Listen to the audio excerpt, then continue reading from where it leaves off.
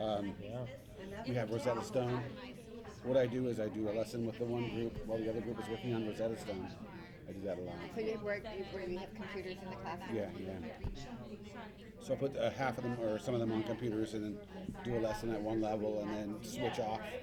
And, it works okay. It's not easy. Something fun that's vision of fraction. So what's on your mind after having looked through this? Well, I think that idea that students are at different levels and getting all that seems to be on. Manipulative. They're always fun, right? So what piece of the learning standard framework most draws your attention and why?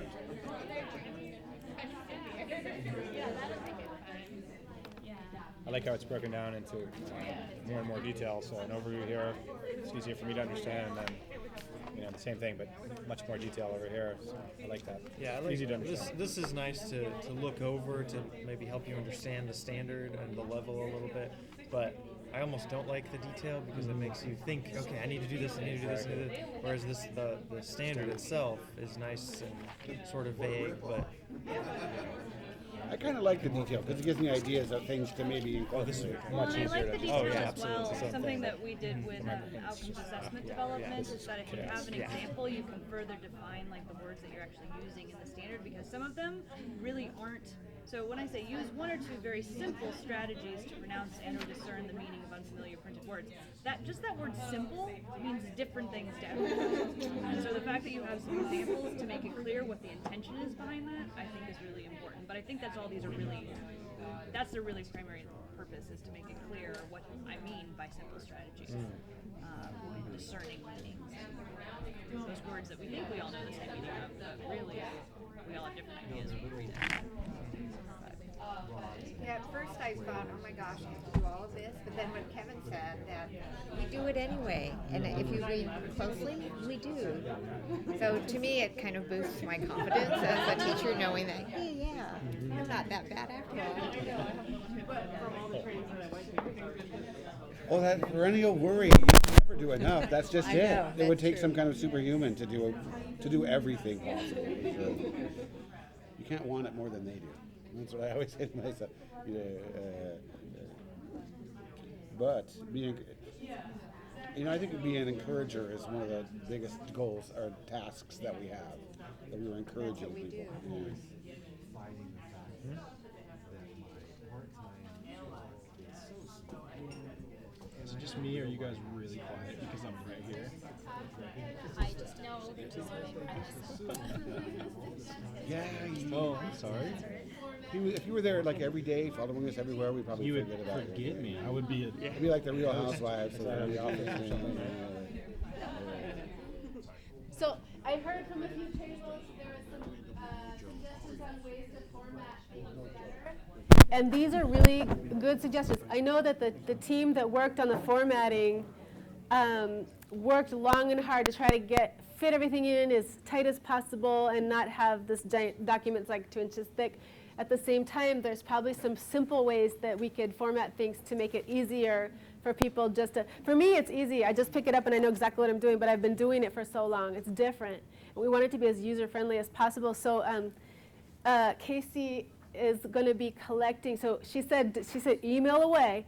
So if you have a suggestion, you could just email, and she'll categorize that and then be able to pull from that when we do the re-editing and upgrading, I guess, for the college and career readiness. Right, because we have to make changes now anyway, so this is a good time to do it.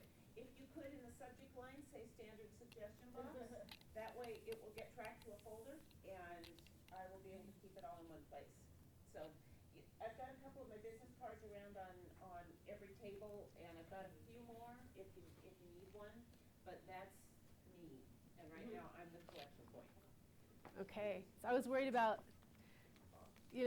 burying her under a pile of emails, but she's not worried about that, so that's fine. I wanted to ask a question about the sub-benchmarks. Is everybody clear on the sub-benchmarks? The little pieces. Is this everything we need to teach, like check kind of thing? We had that conversation, and we're going to, we have to teach all this? No. These are examples of the kinds of things. Yeah, these are examples, exactly. Can you teach, I guess, does it depend on the purpose of your learner? What things you might teach? Yeah. Does this have everything? Is it an exhaustive list? No. There are other things. These are examples of kinds of tasks that you can work with your students on developing skills and proficiencies in doing these things as they are needed for whatever their overall purpose is. So in the past, we've had people think, oh, this is a checklist. I really have to teach everything in class. Then it loses its meaning. It doesn't have any meaning at that point. It's just teaching everybody, this is a saw, this is a hammer, this is a screwdriver. That's all. And it's not, it doesn't help. I mean, in the future, if they're smart, they might think, oh, wait, I could use that hammer over here. But they won't automatically know that, as we saw with the whole driving continuum.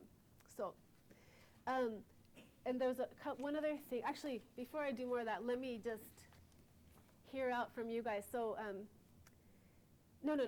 I'm sorry. A couple more things before I ask you the questions. I want you to see where you can go to easily to find all these pieces, and that would be the table of contents. So right on the inside cover.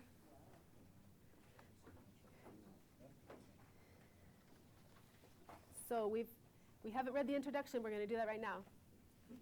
The elements of the framework we have looked at. The standard itself. And notice here it says page 9. We were actually on page 2, which is in the introduction itself. But in every framework, the math, the reading, writing, listening, and speaking, page 9 has the big picture of the standard itself. We saw the level descriptions, and we saw benchmarks and sub-benchmarks. What we haven't seen yet is the cross-level matrix. That's on page 14. Let's just turn to that one right now. Page 14 starts on page 14. And it actually goes for a lot of pages. So since we're familiar with level 1 already, just look at that level 1 column. Does that look familiar? Yeah. And turn the page to page 15, look at level 1 again.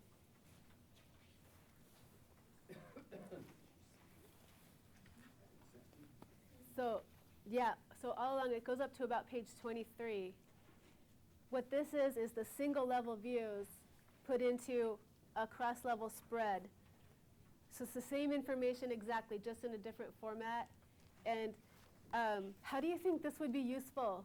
Let's say you're teaching like an intermediate level class, let's say level 5-ish of our learning standards levels. That's the intermediate level 5. You're working with these learners, you're targeting your instruction pretty much for that level. Why would you even go to this cross-level spread instead of just going to the level 5 single level view? Well, like you mentioned earlier, if someone's struggling, you can go back and see if there's something you can identify that they're missing. Exactly. Did you crawl when you were a child? No, you wouldn't ask them that. Maybe. Actually, maybe. Yeah. Yeah. You might. What's that? Move to the other side of the wall? Yes, exactly. Yeah, so if you're finding somebody isn't making the progress that you expect, maybe they're not up with the rest of the class, something's going on. And maybe you're teaching, I don't know, text comprehension strategies, and you notice that all of your learners, you've taught them with highlighting and text marking, and everybody's like, keyword, organization. But one student is like, yellow. Like this whole paragraph is really important. Okay, so that might be a skill that you'd expect them at level 5 to already be able to do, but suddenly, oh, okay, let's go back and, work on this part really slowly. That's one way. What's another way you could use it? The cross-level spread. Yes? To see how amazingly advanced my students are in certain skill levels. Yeah.